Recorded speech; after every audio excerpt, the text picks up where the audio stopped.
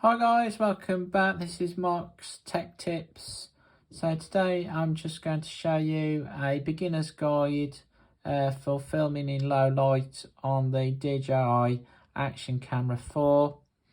So this is just a quick startup guide, nothing too complicated on this video.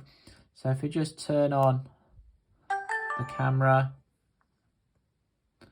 so we just need to press the resolution and frame rate button at the bottom.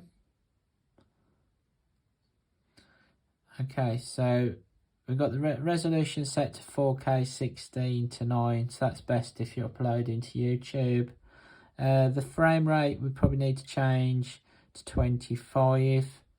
This gets rid of all the flickering in the videos if you're filming in the UK.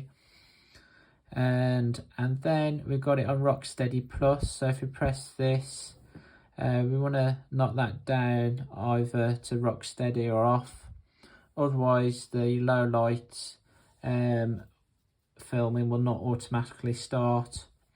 So let's just put it on rocksteady, and that's all there is to it. So that's just a quick startup guide for filming in low light.